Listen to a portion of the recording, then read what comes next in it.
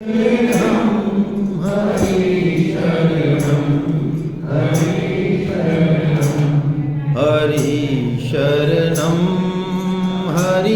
शरणं हरि शरणं हरि शरणं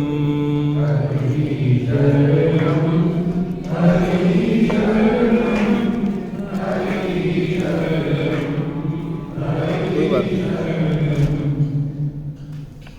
जो सुमिरत सिद्धि हो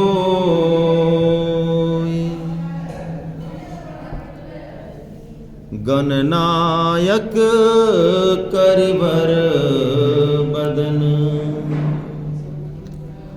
करहूँ अनुग्रह सोई बुद्धि राशि शुभ गुण सदन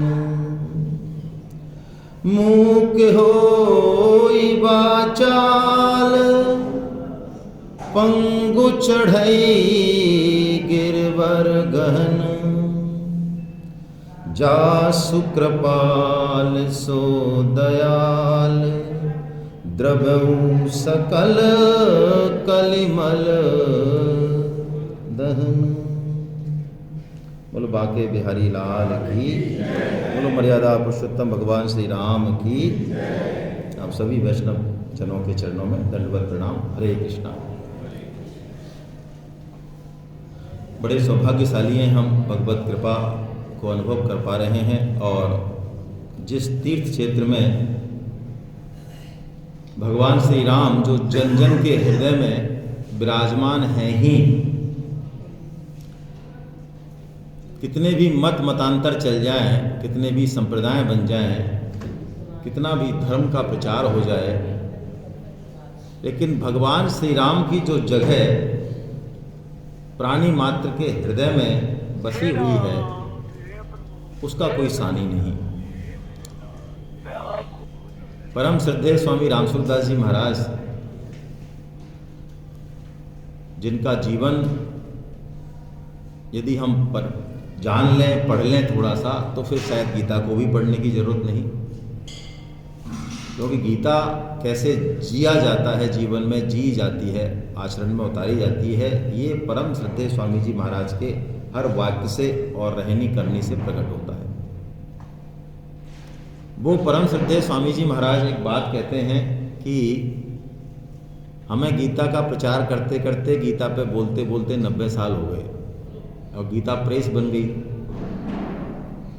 लेकिन गीता के प्रवचन के लिए हम इतनी तैयारी करते हैं, कहीं जाते हैं, बुलावा देते हैं, तो उतनी भीड़ नहीं आती जितनी कि राम कथा के लिए या सुंदरकांड का पाठ करने के लिए या रामचरितमानस के लिए गांव गांव में जो भीड़ इकट्ठी हो जाती है, उतनी भीड़ गीता के लिए नहीं आती।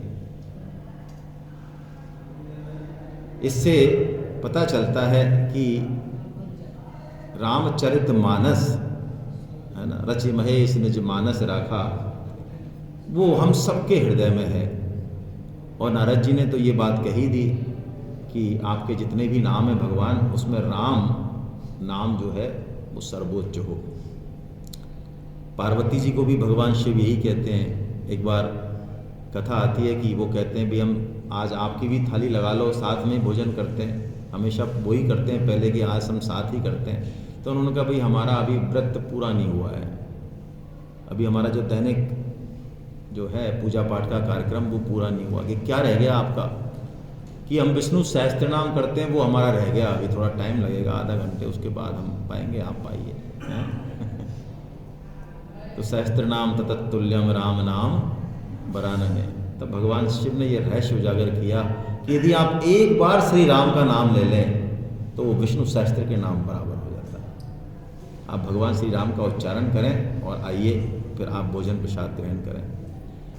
ऐसा कलियुग का सहज और सरल साधन भगवान श्री राम का नाम हमारे पास है। और उन्हीं की नगरी में,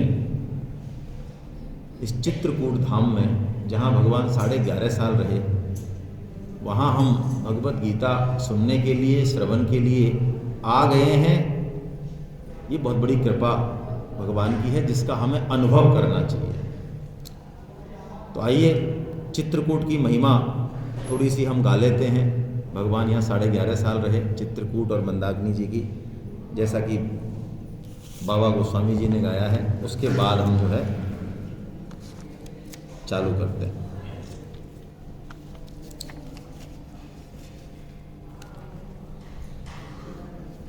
वाल्मीकि जी के पास जब भगवान जाते हैं वनवास के दौरान, लीला के दौरान 2 तरह के भक्त होते हैं, 2 तरह के हैं।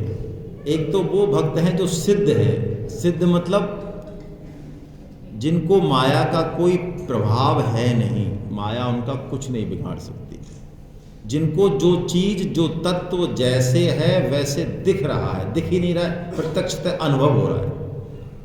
और एक हम जैसे हैं कि चीज कुछ है तो और, लेकिन दिख कुछ और रही है। अब दिख रही है, प्रतीति हो रही है, अनुभव में आ रही है, इसलिए बड़ा संघर्ष होता है हमारे मन में।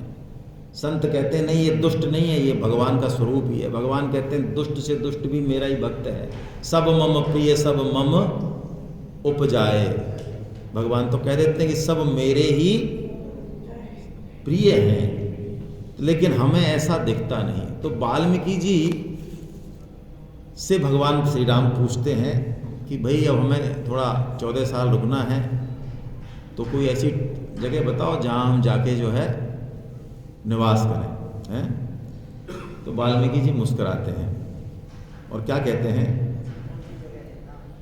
पूछे ही मोह की रहो कहाँ, और मैं पूछत सकुचाही, जहाँ न होहु तह देहु कही, तुम ही दिखावेहु ठाही। कि महाराज हम स्थान तो बता देंगे, पर पहले जरा ये तो बताओ आप कहाँ नहीं हो, हैं? पहले ये बताओ कि मैं यहाँ नहीं हूँ, तो हमें बताएं कि यहाँ विराज जाओ। आप तो सब जगह कण कण में पहले से ही विराजमान हैं। और कण कण में क्या विराजमान है? कण कण भगवान ही है। तो भगवान मुस्कुरा जाते हैं और सकुचा जाते हैं। सकुचाते इसलिए कि क्या कर रहे हो आप, ये गड़बड़ कर रहे हो। क्योंकि सिद्ध भक्त जो है वो भी हमारी तरह ही व्यवहार करते हैं।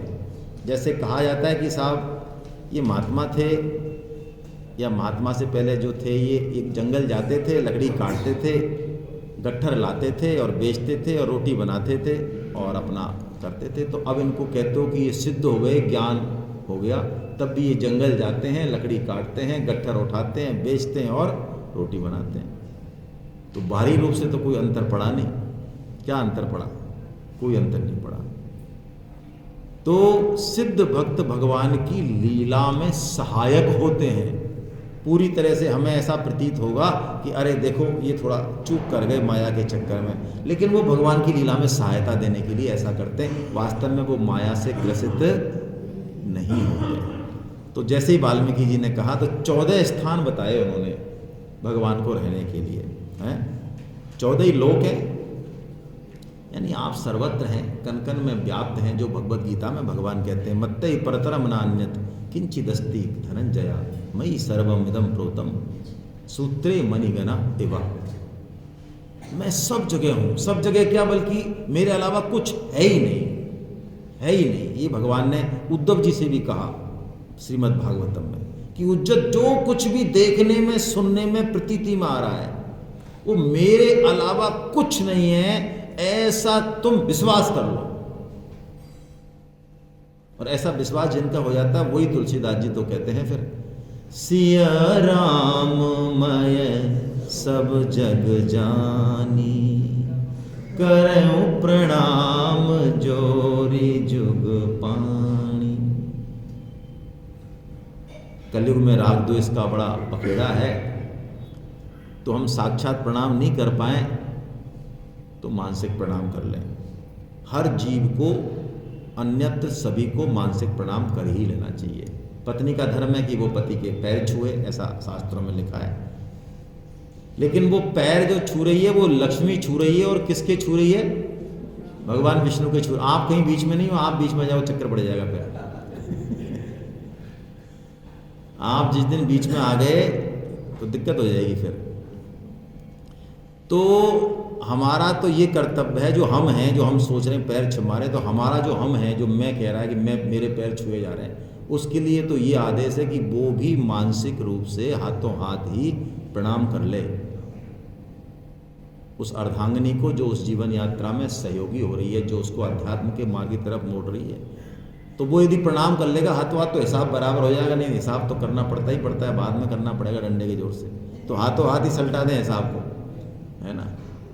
तो 14 जगह बताते हैं, वो बहुत प्यारी प्यारी जगह हैं चित्रकूट धाम में। अब हम सांस भी लें तो भगवान के नाम की ही लें, प्रसाद ग्रहण करें तो भगवान के नाम का ही करें। तुम्हें ही निवेदित भोजन करे हूँ, पट प्रसाद प्रभु भूषण धरे हूँ। एक जगह उन्होंने ऐसी बताई, बिल्कुल सरल भक्ति बताई, श्रवण भक्ति बताई।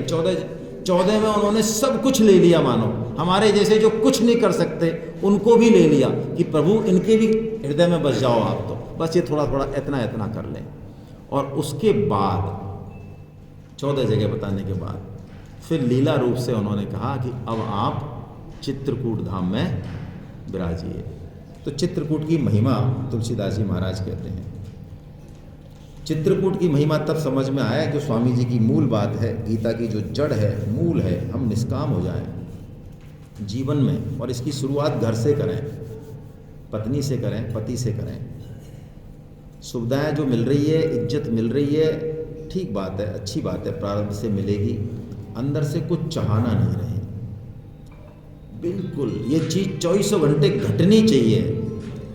कोई भी सुख भोग, कोई भी इज्जत मान बढ़ाई, सास बहू, जो भी पति पत्नी अफसर जो भी है, कहीं भी इसको पकड़े नहीं, कहीं भी पकड़ नहीं होनी चाहिए।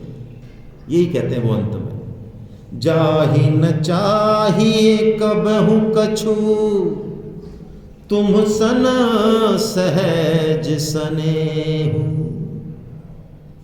बस हूँ निरंतरता सुमन, सोराउर निज गेहु। कोई निष्काम हो जाता है तो स्वामी जी कहते हैं कि भगवान उसके पीछे पीछे घूमते हैं। पीछे पीछे क्यों घूमते हैं पीछे पीछे, बताओ। भगवान खुद ही बताते हैं कि जो निष्काम हो जाता है, और काम तो वो कर ही रहा है भाई। पत्नी किसकी है? भगवान की है। तो देखो पत्नी के प्रति जो हमारी ड्यूटी हम कर ही रहे ना, बच्चे किसके? भगवान की ड्यूटी निभा ही रहे ना, काम कर ही रहे ना। तो रोज वो काम करता है सुबह से शाम, लेकिन बदले में उसको कुछ, तो भगवान कहते हैं मेरे सिर पे उसका ऋण चढ़ता जाता है।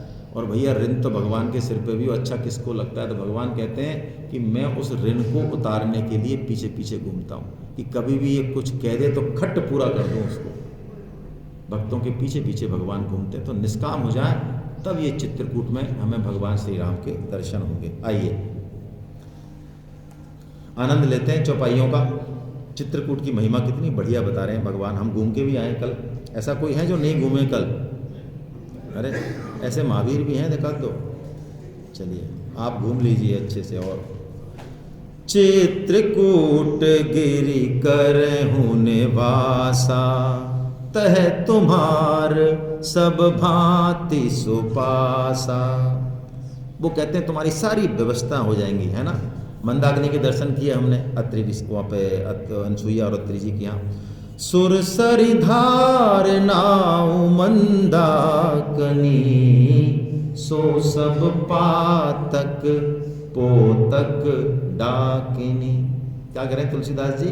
जितने भी हमारे पाप, कामना रूपी, बाप रूपी, जो वासना रूपी जो भी हैं पाप पोतक, उनको ये मंदाकिनी, जैसे डाकिनी बच्चों को खा जाती है, ऐसे इन पापों को ये मंदाकिनी, इस भाव से स्नान करना चाहिए। अत्रि आदि मुनिबर बहु बसही, और बहुत सारे वहाँ पे ऋषि मुनि बस रहे हैं। हे राम, करही जोग जप तप तन कसही। देखिए आप क्या वर्णन हो रहा है वानप्रस्थ और संन्यास का। जोग जप और तप कर रहे हैं, तन कसही यानी वैराग्य और संयम, ये साधना का शुरुआती लक्षण है। यदि हम संयम नहीं धारण करना चाहें जीवन में, और इस वैराग्य का जोग जप तप का फल क्या है वो वाल्मीकि जी बता रहे हैं। चलहूँ सफल श्रम सब कर करहूँ, राम देहु गौरव गिरि बरहूँ। इन सब की तपस्या का फल आप इनको देने जाइए और चित्रकूट को भी गिरिवर हूँ यानी गिरियों में श्रेष्ठ जो है कीजिए। आपके जाने मात्र से ये चित्रकूट श्रेष्ठ हो जाएगा। चित्रकूट महिमा अमित कही महामुनि गाय, और आय नहाय सरित बर सिय समेत दो भाई। भगवान चित्रकूट में जो है बस गए हैं और चित्रकूट में भगवान विभिन्न जितने भी जीव जंतु हैं, वहाँ के कोल किरात हैं, सब जो है भगवान के आने मात्र से सब आनंदित हो उठे, क्योंकि जीव मात्र हम सब मूल में सत और चित और आनंद हैं। क्या मतलब? ये मूल स्वभाव है, यानी हम इसको चेंज नहीं कर सकते, हमारे हाथ में नहीं है ये। सत यानी हम हैं, सत्ता है हमारी, इसमें किसी प्रमाण की किसी को जरूरत ऐसा कभी नहीं होता हमारे साथ कि हम टेबल पे बैठ जाएं ठोड़ी पे हाथ लगा के कि हम हैं कि नहीं हैं भाई हैं। ये वेदांत शुरुआत ही यहाँ से करता है कि आप हो ना, इसमें तो किसी की जरूरत नहीं है, तो आप हो कौन वो बताओ। यहाँ से वेदांत शुरू होता है, हु एम आई, हो कौन, फिर उखाड़ता जाता है वो फालतू की टैगिंग। चित्त ज्ञान स्वरूप है, हम जानने की इच्छा होती है, हमारी जिज्ञासा है हमारे अंदर। हाँ, भोग विलास में दब जाए वो अलग बात है।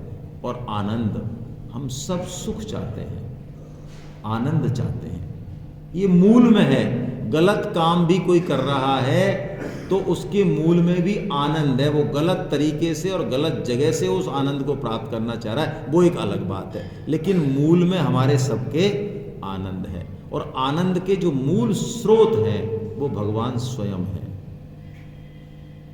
यानी जब तक हम भगवान की तरफ नहीं चलेंगे तब तक वो आनंद प्रकट नहीं होगा। या ऐसा कह लें, इसको कामना छोड़ने की बात करते हैं हम, तो कामना छोड़ लें, या तो ऐसा कह लें, या भगवान से आसक्ति कर लें, ऐसा कर लें, एक ही बात है। भगवान से आसक्ति कर ली तो भी कामना का जो है नाश हो जाएगा, है ना।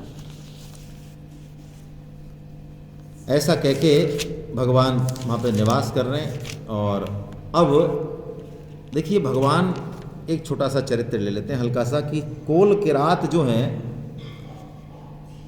वो भगवान के आने मात्र से एकदम आनंदित हो जाते हैं, और उनके पास जो कुछ है उनके पास, उससे वो भगवान की सेवा करना चाहते हैं। वो ये चाहते हैं कि हमारे पास जो कुछ भी है ये भगवान की सेवा में लग जाए। अब भगवान ये नहीं है यहाँ पे भक्ति में कि IIT की तरह 100 सीटें, तो भैया जो पहले चला जाएगा लाइन में लग जाएगा वो तो भगवान को प्राप्त हो जाएगा, पीछे वाले रह जाएंगे। ऐसा है क्या? या ऐसा कोई है क्या कि वेद मंत्र सुनाओगे, 3-4 पुराण सुनाओगे और वेदांत की बातें मुझे समझाओगे तब भगवान मिलेंगे? ऐसा है क्या? और बल्कि सच्ची कहें सच्ची, तो ये सारी चीज़ें तो उलझाने वाली हैं उल्टा। तुलसीदास जी उन कोल किरात के प्रकरण से भगवान तक पहुंचने का बहुत सरल रास्ता हमें बता देते हैं शुरुआत में। आइए आनंद लेते हैं। कंद मूल फल भर भर दोना, चले रंग जनु लूटन सोना, करहि जुहारु भेंट धर आगे, प्रभु ही बिलो कहीं अति अनुरागी। कैसा प्रेम है उनके कि मैं जो भी सीताफल, राम फल, कंद मूल जो भी लाया हूं, भगवान इसको पा लें, बस हाथ जोड़ रहे हैं, करहि जोहार, जोहार बार बार जो हाथ जोड़ रहे हैं, और बड़ा प्रेम है कि कैसे भगवान इसको ग्रहण कर लें। भगवान पदार्थ को ग्रहण नहीं करते, भगवान इस अनुराग को ग्रहण करते हैं। और चित्र लिखे जनु जहते हैं ठाड़े, पुलक शरीर नयन जल बाढ़े, प्रभु ही जोहार बहोरी बहोरी, बचन बिनीत कहीं कर जोरी। और हाथ जोड़ के क्या कह रहे हैं भगवान से कि प्रभु आप चिंता मत करना, हाँ, आप तो क्या अयोध्या के राजा हो, आपको ज़्यादा आइडिया नहीं है। ये पूरा जंगल जो है ना, यहाँ पे बाघ, शेर, सांप, बिच्छू सब है। आप लेकिन चिंता मत करना, इनकी परवाह मत करना, हम है ना। हाँ, गीता में तो भगवान कहते हैं कि मैं हूँ ना। यहाँ एक कोल की रात भगवान से कह रहे हैं कि हम है ना, आप क्या चिंता करते हो, हम सबको भगा देंगे। और एक एक रास्ता जो है वो हमारा जाना पहचाना है, आप चिंता मत करो, ऐसे निकाल देंगे आपको बिल्कुल। तो जैसे कोई बच्चा जो है माता पिता के सामने अपनी सामर्थ्य बघार रहा हो, तो माता पिता जैसे मुदित होकर उसकी बात सुनते हैं, ऐसे भगवान उनकी इस सरलता पे रीझ जाते हैं कि जो कुछ इनके पास क्या है भाई,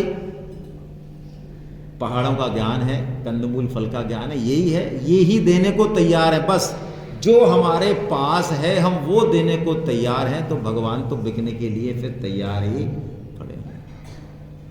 स्वामी जी यही कहते हैं, गीता प्रचार हम करने जाएं तो संख्या का तो सवाल नहीं है, वहाँ पे सवाल ये है कि क्या हमारी सामर्थ्य का हमने सदुपयोग कर लिया, बस इतनी सी बात है। और भगवान उनके इस भाव पे रीझ जाते हैं। और क्या कह रहे हैं वो, हम सब भांति करब सेवकाई, करके हरि अहि बाघ बड़ाई, हम सेवक परिवार समेता, नाथ न सकुचब आयसु देता।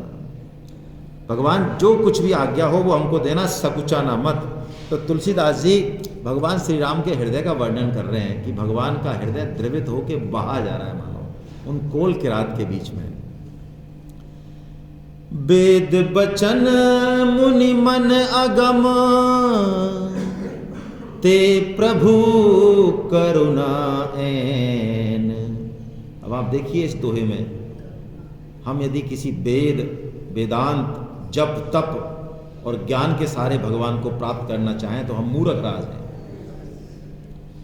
वेद बचन मुनि मन अगम, ते प्रभु करुणाएन,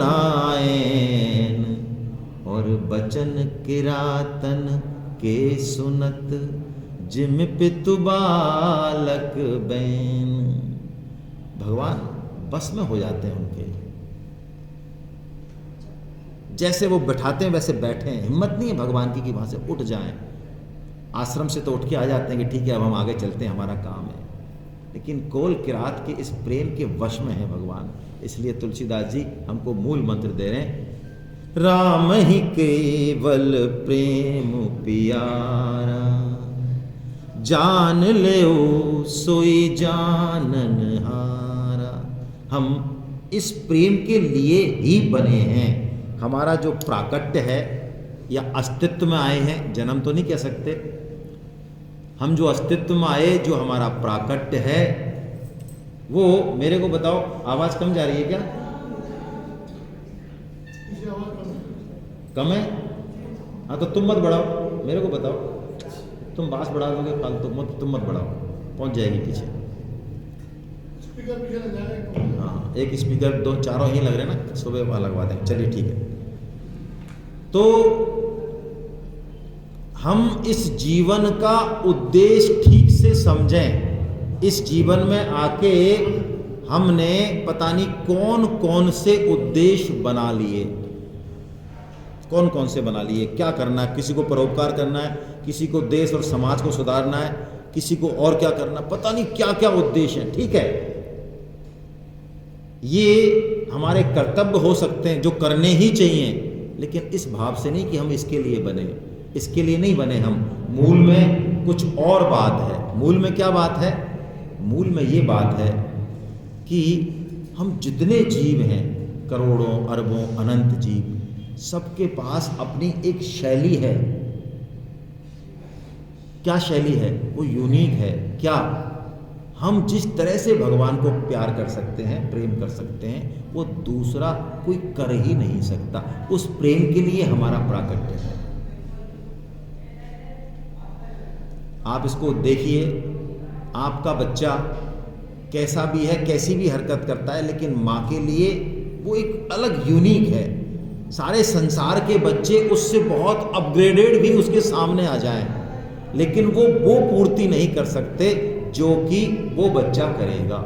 इसलिए हम अपने मूल उद्देश्य को समझें। एक बार पीछे कह दें, बोले नहीं, पीछे किसी को कह दें, आप पीछे कह दें, बोले नहीं ये लोग, है ना। तो हम अपने इस मूल उद्देश्य को समझें कि हम यहाँ भगवान को प्रेम करने आए, और भगवान को प्रेम वो कर सकता है जो कि भगवान के जनों को प्रेम कर सकता है। यदि कोई ये समझता है कि ये जो भगवान के जन हैं ये तो सब आड़े तिरछे हैं, ये ठीक नहीं है, इनको नहीं मुझे प्रेम करना, मेरे को तो उसको प्रेम करना है जो कहीं आकाश में कहीं छुपा बैठा है ना, फिर हम उस तत्व को ठीक से समझ नहीं पा रहे हैं। जिस दिन हम ये जंग जीतेंगे तभी वो जंग भी जीती हुई है। तो आइए हम भगवान को लाख लाख धन्यवाद दें कि हम चित्रकूट धाम में, और इसके साथ ही धन्यवाद दें हमारे मुकुट बिहारी गुप्ता साहब को, है ना, और हमारे दिनेश श्रीवास्तव साहब को, जो निमित्त बने भगवान की इस कृपा में कि हम सब यहाँ चित्रकूट धाम में 2 दिन गीता सेमिनार अटेंड कर रहे हैं। हरे कृष्ण।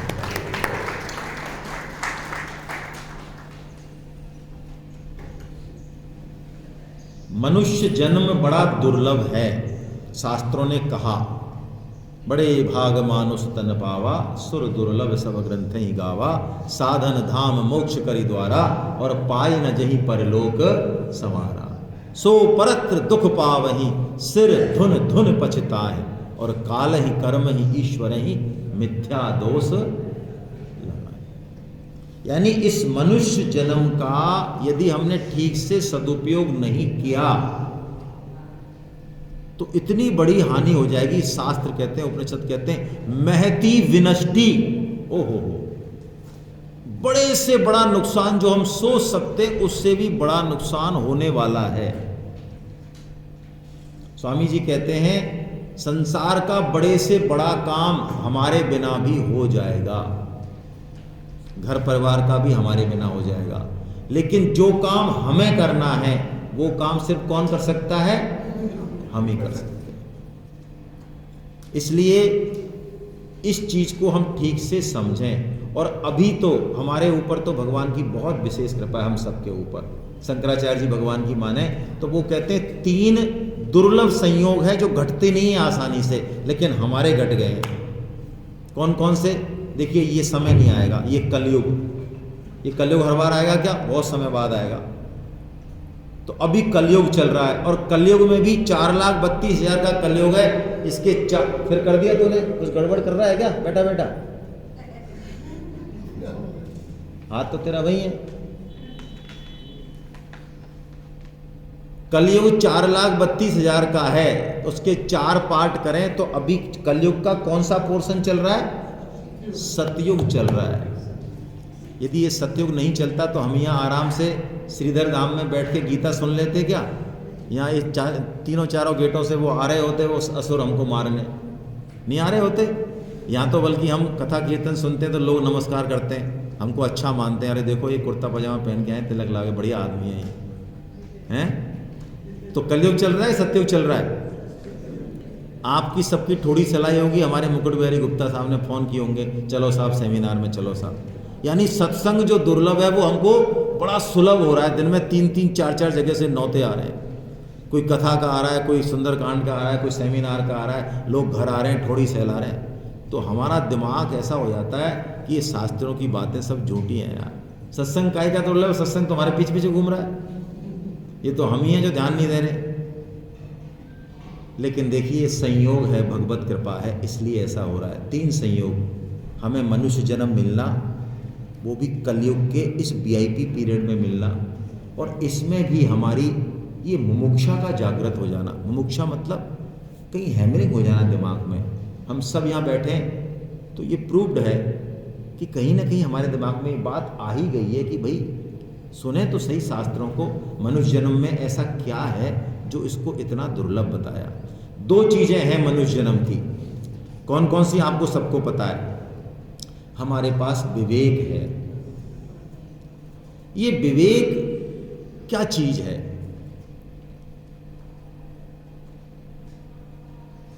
देखो, क्या हम एक्सपेक्ट कर सकते हैं कि किसी और जीव से, किसी पशु से हम गीता रामायण पढ़ने की एक्सपेक्ट कर सकते हैं? उसको हम समझा सकते हैं कि भैया तू ये अच्छा है और ये बुरा है, समझा सकते हैं क्या? उनके अंदर एक रोबोटिक प्रोग्राम फिक्स है सबके, उनका एक स्वभाव है, वो उससे चलते हैं, वो जड़ता से चलते हैं। यानी एक प्रोग्राम बना दिया, बस वो पूरी जिंदगी उससे ही चलना है उनको। उनके पास कोई ऑप्शन नहीं है, कुछ इनके पास पावर नहीं है। और हम भी यदि ऐसे ही चलें, कैसे, जैसे वो चलते हैं, तो हम उतने ही मायने में फिर पशु ही हैं, मनुष्य नहीं।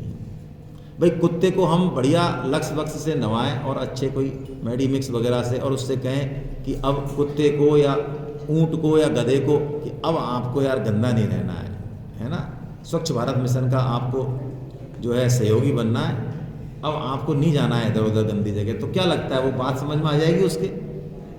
नहीं आएगी। विवेक ये चीज है जो हमको अपने ऊपर देखने की ताकत देती है, हमको खुद को देखने की। हम कौन हैं, कहाँ जा रहे हैं, ये कौन है, वो कौन है, ये ताकत देती है। वो एक पार्ट है सृष्टि का, बस बहे जा रहा है, सृष्टि के साथ बहे जा रहा है, कुछ लेना देना नहीं है। बुद्धि जरूर है उसमें, लेकिन विवेक नहीं है। दूसरी बात जो इम्पोर्टेंट है, उसके पास कर्म करने की स्वतंत्रता भी नहीं है। किसी भी योनि के पास कर्म करने की स्वतंत्रता नहीं है। वो एक लिमिटेड पीरियड के लिए बना है, 2000 साल, 1000 साल, 2 साल, उसमें जो उसको फल भोग करना है वो फल भोग करेगा और आगे निकलेगा, बस कुछ नहीं है। वो जेल की तरह, जेल में जाना है, 6 महीने बाद वापस आना है, दैट्स ऑल। चक्की चलानी है, जो भी करना है मैं करेगा। लेकिन हम जेल में होते हुए भी स्वतंत्र हैं। हमारे साथ पीछे से बहुत कुछ फिक्स है, लेकिन फिर भी हमको नया कर्म करने की स्वतंत्रता है। आपके पास सत्संग का बुलाया आया, गीता सेमिनार का बुलावा आया, अब जाना है कि नहीं जाना है, ये पावर है हमें। ऐसा मत मान लेना कि भैया जिस भगवान की कृपा होगी तो चित्रकूट गए जाएंगे और नहीं जा पाए तो भगवान की कृपा नहीं। भगवान की कृपा हमेशा है, हमेशा है। हमारे पास हाथ में ये पावर दी है भगवान ने, कर्म करने की स्वतंत्रता। ठीक है, तो भगवत गीता हमको इस तरफ लगाती है, हमारे कर्म स्वातंत्र का सदुपयोग सिखाती है भगवत गीता, कि हम आहार, निद्रा, भय और मैथुन, ये 4 काम जो पशु करते हैं, इनमें ही नहीं लगे रहें। हम कुछ और करें, इनसे हटके करें, क्योंकि इसके लिए हम बने नहीं हैं। ये काम तो और भी अच्छे तरीके से बाकी योनियों में हो जाते हैं, आहार भी, निद्रा भी, भय भी और मैथुन भी। हमें लगता होगा कि हम सबसे बढ़िया आहार करते हैं। ऐसा किसी नए साधक कितने सेमिनार में जो पहली बार आए?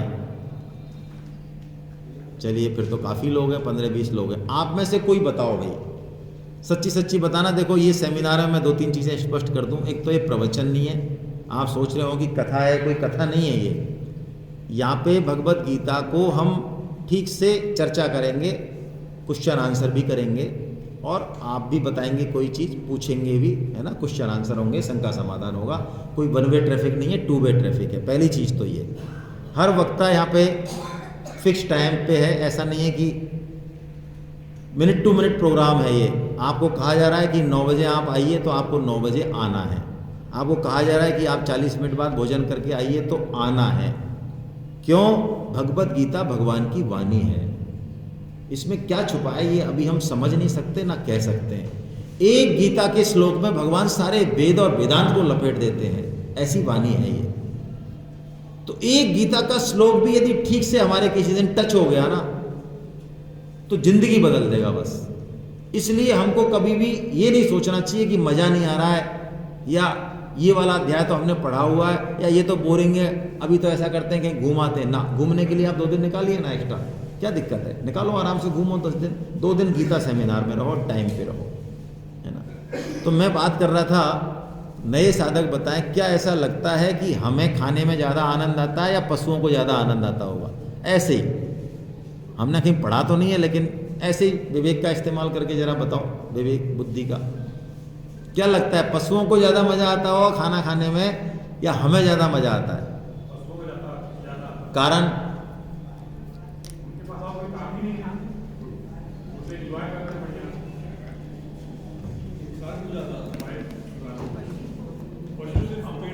बिल्कुल ठीक कह रहे हैं ये। उनका सारा जो सिस्टम है, जो चेतना है, वो दो कामों में बस है। पशु को काम संतुष्टि दे दो, सेक्स दे दो और खाना दे दो, फिर वो बिल्कुल उसके मन में कभी ये नहीं आता अच्छा गीता में कितने श्लोक हैं, क्या लेना देना है, दो ही के लिए बना है वो बस। तो जिसकी पूरी चेतना इतनी डाउनवर्ड हो गई है, उसको उन कामों में हमसे वो मल्टीफोल्ड उसको आनंद है। ये प्रूव कर दिया साइंस ने। उसकी इंद्रियों में आनंद की अनुभूति हमसे बहुत बेहतर है। आप ये मत समझ लेना कि ये क्या खा रहा है, ना, खाने से मतलब नहीं है। इसलिए पशुओं का आनंद आहार, निद्रा, भय और मैथुन में हमसे ज़्यादा है ना। तो हम इन चार कामों के लिए नहीं बने हैं। ये तो हम हर योनि में सब करके आ चुके हैं, सभी लोग। हम सब, ब्रह्मा जी तक जो है शास्त्र बताते हैं ये पोस्ट है। पोस्ट का मतलब, पोस्ट पे कोई अपॉइंट होता है और फिर रिटायर होता है। तो हम ब्रह्मा भी बने हैं, हाँ, आप आश्चर्य मत करना, इंद्र बने हैं, देवता बने हैं। तो बताइए भोगों की क्या कमी रही हमारे पास? कोई कमी रही? किसी तरह की कोई कमी नहीं रही। और जन्म की छोड़ो, चलो उसको गप मानते हो हम पढ़े लिखे कि पता नहीं पीछे क्या हुआ, तो कम से कम इस जन्म की याद कर लें। जिस चीज में, जिस गतिविधि में हमारा मन फंसा पड़ा है, क्या उसको भी हमने 1000 बार नहीं किया?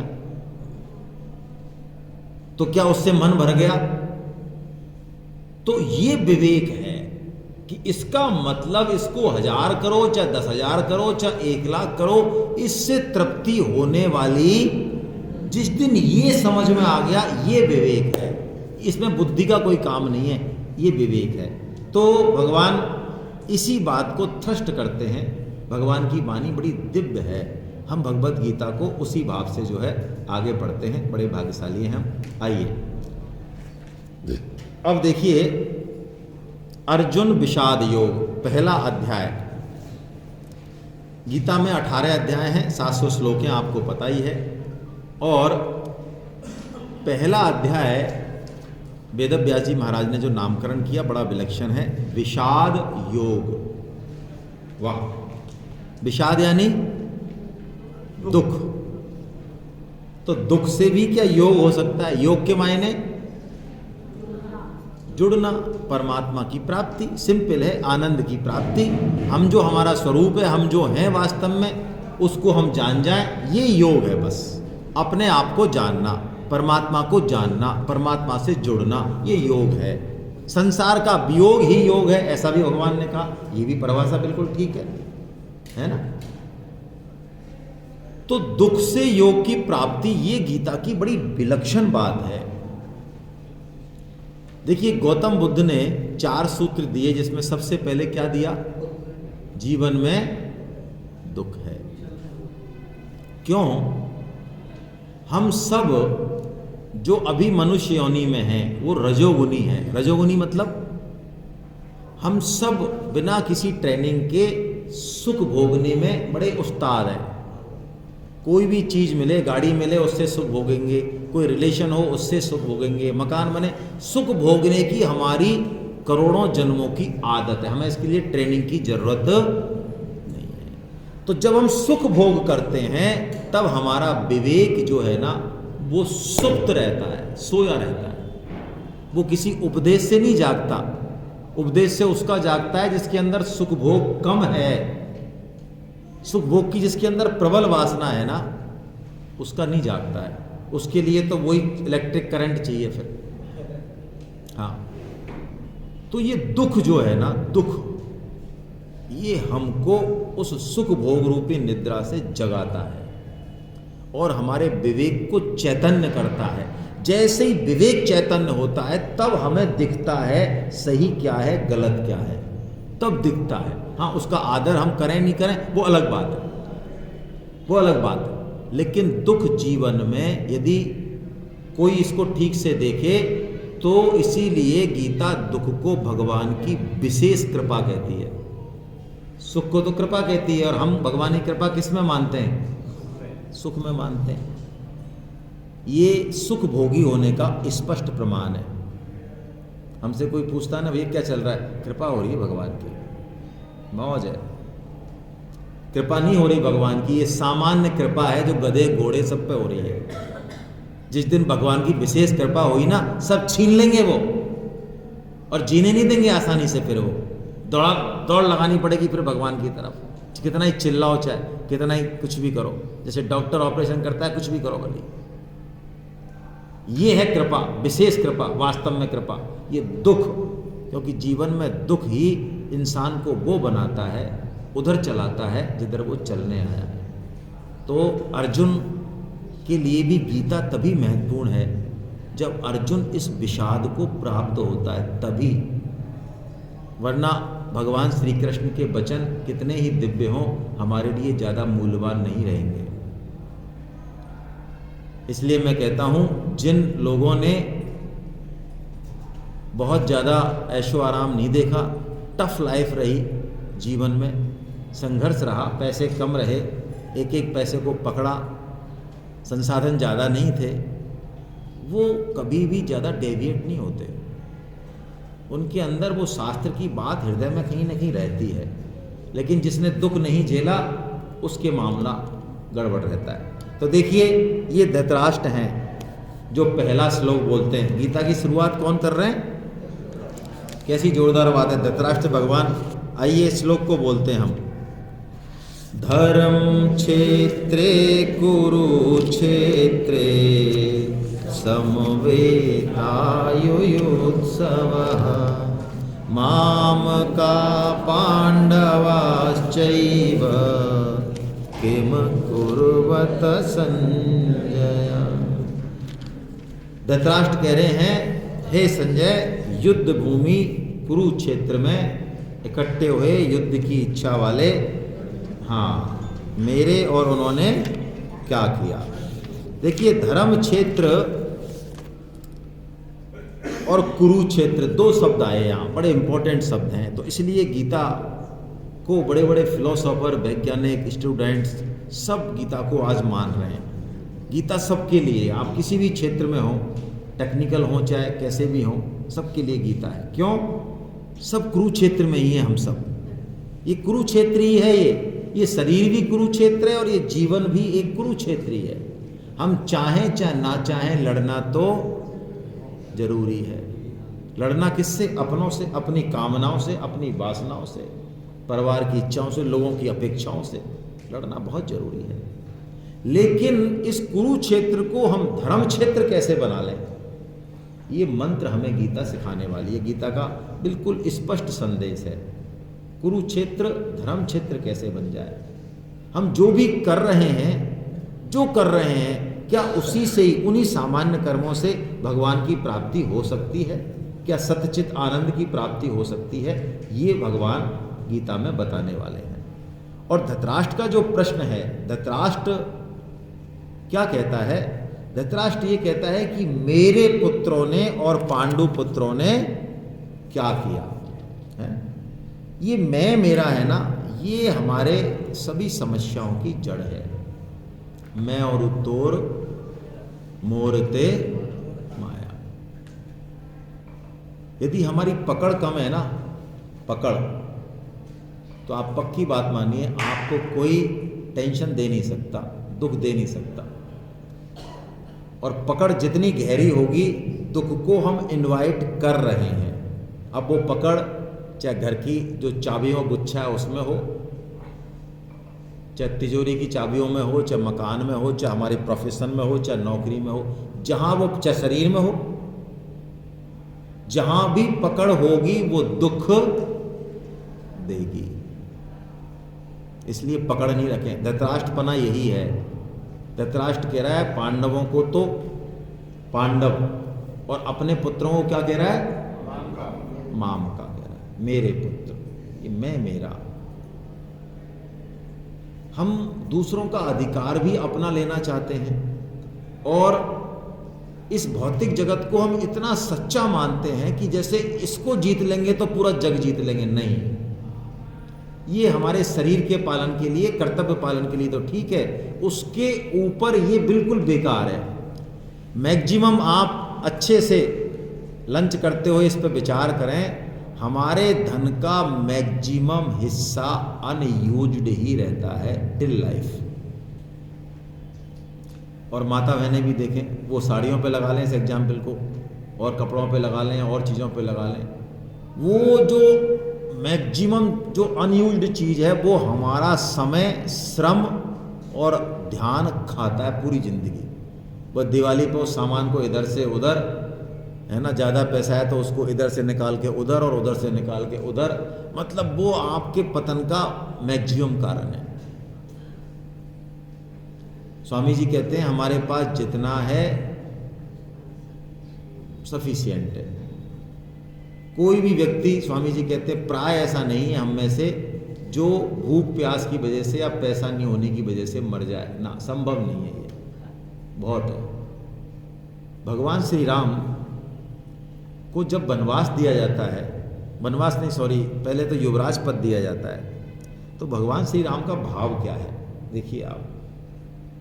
ये भाव हमें जीवन में लाना चाहिए। हम सब, कोई छोटा भाई है, कोई बड़ा भाई है, कोई ना कोई पद पे तो हम सब हैं ही। कैसा भाव है उनका। ठीक है, आप श्री राम हैं, बड़े भाई हैं, तो ये नहीं कह कि हमको भरत जैसे नहीं मिले इसलिए हम श्री राम नहीं बन पाए। नहीं, भरत जैसे हो चाहे नहीं हो, आपके बनने के लिए रास्ते खुले हैं, बन सकते हैं आप। और आप बन गए श्री राम तो फिर भरत भी पैदा हो जाएगा। ये शर्त मत लगाइए कि भरत होगा तो मैं श्री राम बनूंगा, नहीं। क्या कहते हैं वो, बिमल बंस के यह अनुचित एकु, बंधु बिहाय बड़े ही अभिषेकु। वो कहते हैं हम सब एक साथ खेले, पढ़े, बड़े हुए, लेकिन जब युवराज बनाने का नंबर आया तो मेरे को युवराज बना दिया। ये कौन सी परंपरा है भाई, ये तो ठीक नहीं है। हमारा जो वंश है रघुवंश, इसमें सारी चीज़ें एक से एक बढ़िया हैं, लेकिन ये बात मुझे ठीक नहीं लगी। क्या बात है, भगवान श्री राम के मन का भाव है ये, ऐसे नहीं कि वो कोई कहने के लिए कह रहे हो। तुलसीदास जी भगवान के इस भाव को प्रणाम करते हैं और कहते हैं भगवान का ये जो भाव है, ये जो सरलता है, ये हम सब जीवों की कुटिलता का हरण कर ले। हमारे अंदर जो कुटिलता बैठी हुई है हमारे अपनों के प्रति भी, उस कुटिलता का हरण ये भगवान का भाव कर ले, ऐसा तुलसीदास जी कह रहे हैं। प्रभु सब प्रेम पछतानी सुहाई, हरऊं भगत मन के कुटिलाई। ये हमारे कुटिलपने को हर ले। कर्म योग इस पूरे विश्व को एक परिवार मानने का ही तो दूसरा नाम है। अयम निजः परो वेत्ति गणना तो लघु चेतसा। जो क्षुद्र हृदय वाले होते हैं वही ये गणना करते हैं कि ये मेरी है, ये मेरी है, ये भतीजी है, भतीजा है, ये पड़ोसी है, वो है। उदार चरिता नाम तु वसुधैव कुटुंबकम्। हम सब के अंदर ये उदार भाव है, किसी न किसी के प्रति तो है ही। हम इस उदार भाव को आगे बढ़ाते जाएं। अब दुर्योधन अपनी सेना का वर्णन करता है।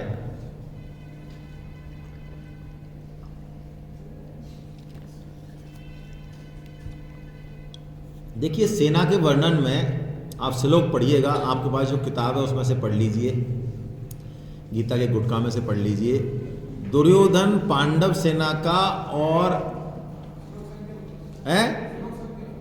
1.10 ले रहा हूं मैं, 1.10। दुर्योधन पांडव सेना का भी वर्णन करता है और खुद की सेना का भी वर्णन करता है, बड़े बड़े वीरों का वर्णन करता है, लेकिन उसे कहीं भी भगवान श्री कृष्ण दिखाई नहीं देते। आप समझ रहे? अब देखिए, एक मेरा निवेदन रहेगा, जो नए साधक हैं स्पेशली, गीता की बातों को खुद के ऊपर घटाना है। दुर्योधन, धृतराष्ट्र, अड़ोसी पड़ोसी, इनके ऊपर नहीं घटाना, वो घट जाएंगी फिर तो आराम से। दुर्योधन कितना नालायक है, धृतराष्ट्र कितना दुष्ट है, ये हमको बहुत अच्छे से दिख रहा है, लेकिन हमारे अंदर जो धृतराष्ट्र और दुर्योधन बैठे हुए हैं, क्या हम उनको देख पा रहे हैं? गीता का उद्देश्य ये है दूसरों को तो हम जिंदगी हो गई देखते देखते, वो तो दिख ही रहे हैं हमें। हम खुद के अंदर झांकें। ये प्रकृति में इतने बड़े बड़े चमत्कार हो रहे हैं, हमारा जीवन चल ही रहा है, भगवान की कृपा है, पैसा धन मान बढ़ाई पति पत्नी घर सब कुछ है। क्या हमें भगवान की कृपा का अनुभव हो रहा है? हमारी एक सांस, हमारी जठराग्नि, हमारा एक कण भी भगवान की कृपा के बिना आगे नहीं चल सकता। तो क्या हमें भगवान की कृपा का अनुभव हो रहा है? ये दुर्योधनपना नहीं है तो और क्या है? मैं एक प्रश्न पूछता हूं आपसे, जीवन में इस शरीर को बनाए रखने के लिए सबसे ज़्यादा जरूरी क्या है? नए साधकों में से जवाब दें, बोलें आप, इन्वॉल्व हो। वायु, श्वास, और कोई है? सांस सबसे ज़्यादा जरूरी मानते हैं, है ना? जल से भी ज़्यादा जरूरी सांस है। भगवान का नंबर कहीं नहीं है, लेकिन इसमें भगवान की जरूरत थोड़ी है। ये हमारा अभी तो सांस है, हाँ, और वो सांस भगवान के बिना ही आती है। तो सांस कोई अलग चीज है या भगवान ही सांस रूप में आ रहे हैं? यदि इतनी हिम्मतवान होते हम तो डॉक्टर मरीज को मरने देते क्या? यदि गोलियों से ट्रीटमेंट होता तो डॉक्टर मरने देते मरीज को? ये प्रहलाद जी बहुत स्पष्ट रूप से कहते हैं, आप प्रहलाद जी की स्तुति पढ़ लें श्रीमद् भागवतम में, कि औषधि मनुष्य को बचा नहीं सकती है प्रभु यदि आपकी कृपा ना हो। कोई माता पिता बच्चों की रक्षा नहीं कर सकते हे प्रभु यदि आपकी कृपा ना हो। ये संसार शरीर जो चल रहे हैं, घूम रहे हैं, सूर्य चंद्र चंद्रमा, यदि आपकी कृपा नहीं हो तो ये गति संभव नहीं। लेकिन फिर भी हमें लगता है कि हमारे अंदर काफी सामान है। तो ये दुर्योधनपना ही तो है। मैं यही इसी तरफ इशारा कर रहा हूं कि दुर्योधन बड़े बड़े वीरों का वर्णन करता है, बड़ा ज्ञानी है, बड़ा पॉलिटिक्स है, कुशल राजनीतिज्ञ है, लेकिन भगवान श्री कृष्ण उसे कहीं नहीं दिखते, जबकि श्री कृष्ण उसे दिखा चुके हैं कि वो क्या है। दर्शन दिखाया नहीं दिखाया विराट रूप भगवान ने, हैं? हाँ हाँ दुर्योधन बांध मुझे, जंजीर बढ़ा अब बांध मुझे, ये देख गगन मुझ में लय है, ये देख पवन मुझ में लय है, मुझ में लय है संसार सकल, है? अमृत झूलता है मुझ में, संहार झूलता है मुझ में, ये काल देख और ये मृत्यु देख, सब कुछ दिखा दिया भगवान ने दुर्योधन को। नहीं दिखा क्या? स्पष्टली दिखाया। फिर भी उसको भगवान श्री कृष्ण कहीं नहीं दिखे। ये दुर्योधनपना है जो हमारे जीवन में परिलक्षित होता है। और पांडवपना क्या है? पांडवों की सेना में भगवान सारथी हैं, अर्जुन के सारथी हैं, लेकिन सबसे पहला शंख कौन बजाते हैं? हम खाने में, पीने में, पहनने में, हर चीज में भगवान को स्मरण करें, भगवान को आगे रखें, भगवान की कृपा का अनुभव करें। बड़े से बड़ा काम कर दें, आसमान में छेद कर दें, चलो मान लिया, लेकिन हमें पता होना चाहिए कि उसका आधार भी भगवान है। यदि ये भाव है, यही पांडवपना है। फिर जीवन से एक मधुर संगीत निकलता है जो कृष्ण से मिलाने वाला होता है, उसी का नाम पांचजन्य है। भगवान श्री कृष्ण वही शंख बजाते हैं, वो जीवों को बुला रहे हैं, मानो आओ मेरी तरफ, आनंद तो यहाँ है। तुम्हारी पांचों इंद्रियों को मेरी तरफ लगा दो, तुम्हें खीर खाओगे शाम को, उसमें भी आनंद आएगा, और वो खीर जो है बंधन का कारण नहीं बनेगी। यदि जितनी चम्मच खीर खाई उतनी बार भगवान का नाम ले लिया, स्मरण कर लिया, तो खीर भी कई गुना हो जाएगी। कोई शुद्ध भाव वाला, सरल भाव वाला व्यक्ति हो, उसके हाथ के प्रसाद में एक अलग आनंद आ जाता है।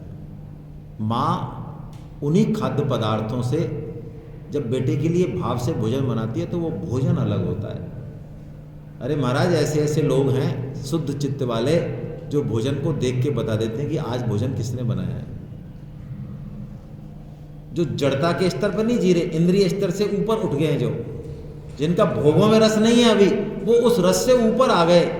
मन, बुद्धि और उसके स्तर पे, भाव के स्तर पर है वो भाव से भाव को पकड़ लेते हैं।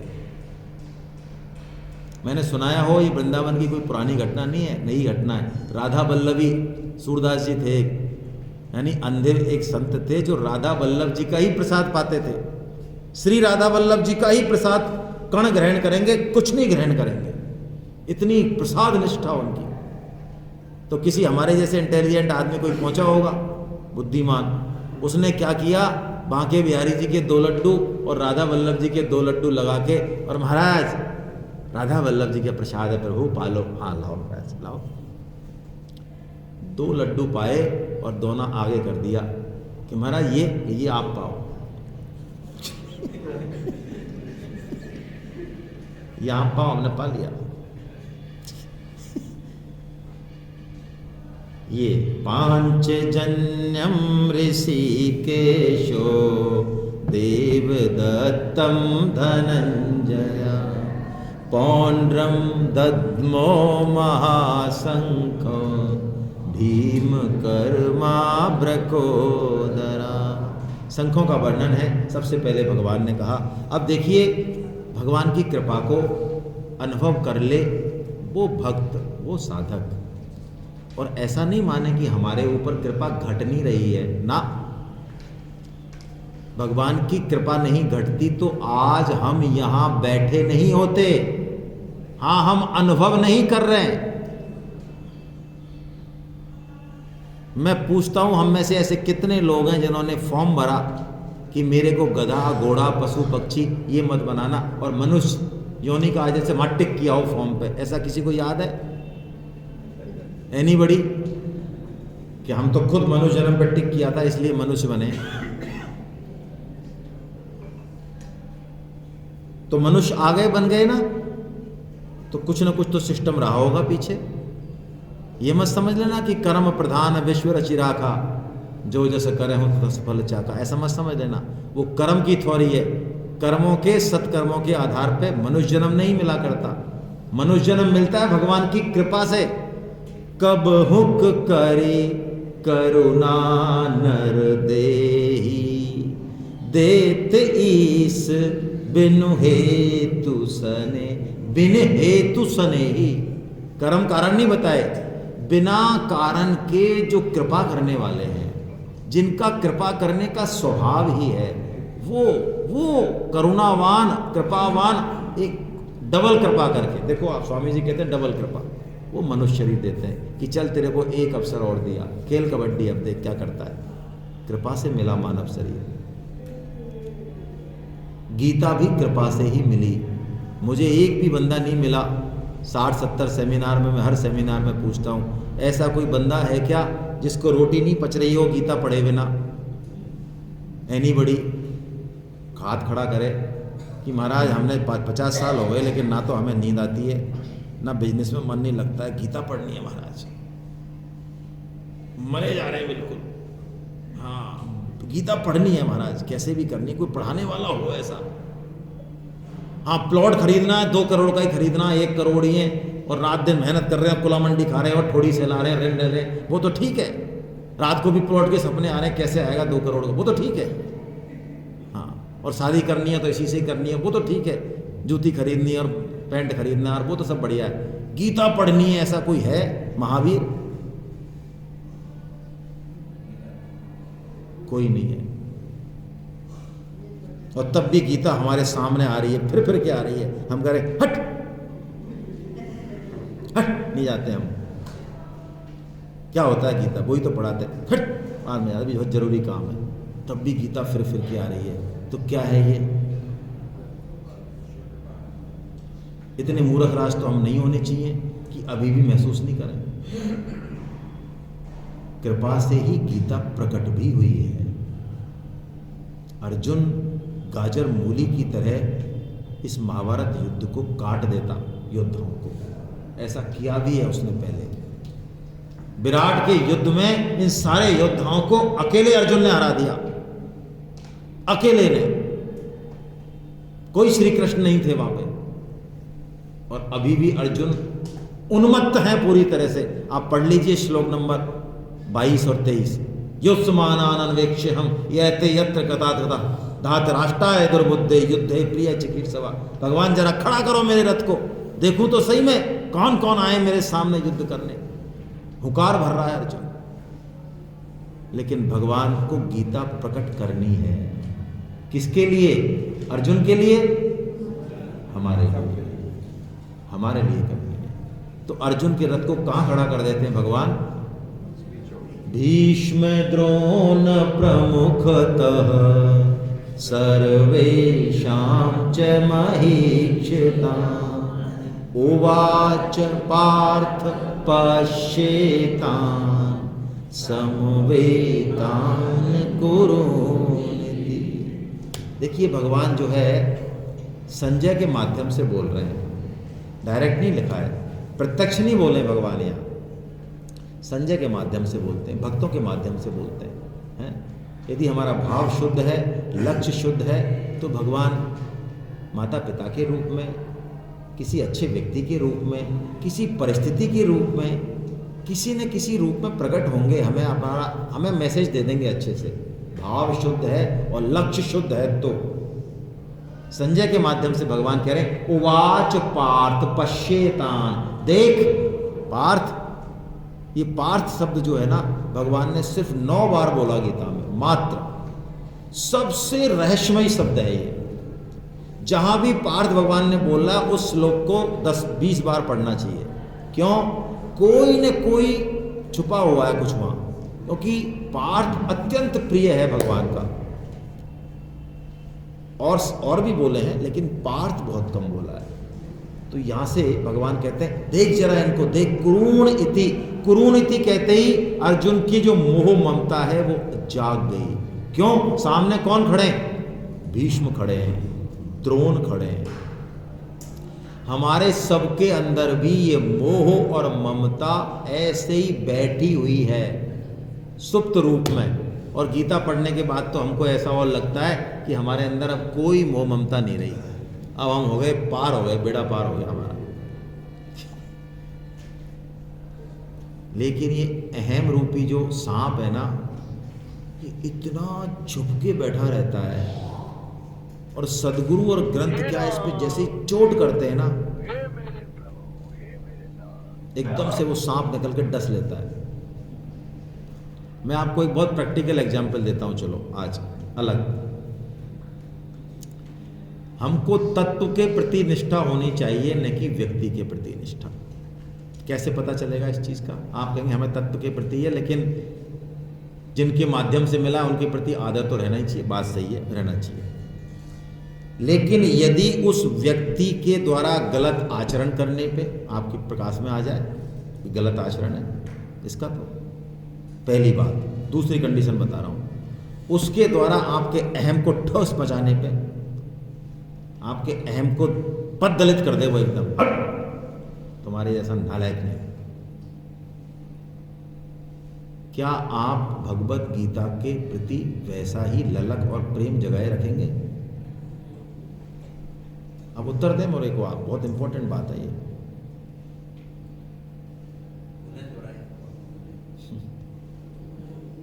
बात ये हो रही है हमें तत्व के प्रति निष्ठा होनी चाहिए, गीता के प्रति निष्ठा होनी चाहिए, भगवान के प्रति निष्ठा होनी चाहिए, न कि किसी। ये मैं इसलिए कह रहा हूँ, परम श्रद्धेय स्वामी जी महाराज ने इस सिद्धांत को जिया पूरी जिंदगी, और यही उनका आदेश भी है। तो मैं अब आपसे पूछ रहा हूँ कि इस बात पर विचार करते हैं, तो ये अहम और बुद्धि कहती है कि नहीं हमारा तो तत्व पे ही निष्ठा है, तत्व पे ही हम।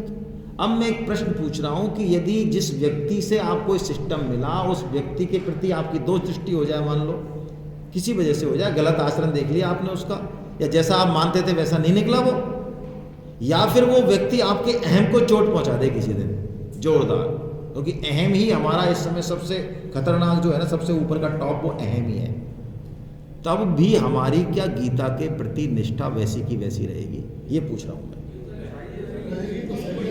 यदि रहेगी तो आप ठीक रास्ते पे हैं, यदि रहती है तो आप ठीक रास्ते पे हैं। और यदि आप कहते हो तूने ऐसा कह दिया मेरे से, अब तू भाड़ में जाए, तेरी गीता भाड़ में जाए, तेरी गीता भाड़ में जाए, इसका मतलब अभी हम पहुंचा नहीं, मामला बहुत गड़बड़ है, बहुत गड़बड़ है, उसकी गीता का एक ही, गीता हमारी है भाई, हम भगवान के हैं, वो क्या है बीच में। इस पे बहुत ध्यान देने की जरूरत है। भगवान अर्जुन के इसी अहम को और इसी ममता को प्रकट कर रहे हैं, जो अर्जुन को लगता है कि मेरे अंदर नहीं है, ऐसे जैसे हमें लगता है ना। भगवान ने बिल्कुल उसी पे चोट की जहां पे करनी चाहिए, मर्म स्थल पे चोट की है भगवान ने। अर्जुन फड़फड़ा जाता है एकदम से, है ना। जो अर्जुन सिंह की तरह दहाड़ रहा है ना, वो बिल्कुल मेमना बन जाता है, उसके अंदर अवसाद, डिप्रेशन के लक्षण प्रकट हो जाते हैं। ये 8 लक्षण हैं डिप्रेशन के, है ना। हम सबके अंदर भी डिप्रेशन सबके अंदर रहता है, सबके अंदर। कोई ऐसा नहीं माने मेरे अंदर डिप्रेशन नहीं है, किसी न किसी मात्रा में हम सबके अंदर, किसी न किसी मात्रा में मान लें या किसी विशेष परिस्थिति में मान लें या देश काल समय के हिसाब से मान लें, सबके अंदर डिप्रेशन है ही। यही भय है, भय। और जब भगवान की प्राप्ति हो जाती है पूरी तरह से, तो अभय आ जाता है, अभय। फिर वो किसी भी परिस्थिति में किसी भी तरह से उसको विचलित नहीं किया जा सकता। हाँ, शरीर को नष्ट किया जा सकता है, उसके को प्रतिकूल परिस्थिति उसको मिल सकती है ना। और शरीर के दुख के साथ वो चीत्कार भी कर सकता है, वो अलग चीज़ है, लेकिन अंदर से उसका विचलन नहीं होता है। अर्जुन युद्ध न लड़ने के बहुत से कारण बताते हैं और अंत में बहुत तर्क करते हैं, भगवान से कुतर्क करते हैं, और अंत में अपना धनुष छोड़ के और रथ के पिछले वाले हिस्से में बैठ जाते हैं। जैसे कि प्राय हम करते हैं, जब जीवन में प्रतिकूल परिस्थिति आती है तो हम कई बार उसका सामना नहीं करते हैं और घबराकर सब कुछ, सबके साथ होता है, बच्चों के साथ होता है, बड़ों के साथ होता है, सब कुछ छोड़ देते हैं हम और बैठ जाते हैं, रण छोड़ दास बन जाते हैं। उस समय हमें भगवान श्री कृष्ण की जरूरत है। अब भगवान जो है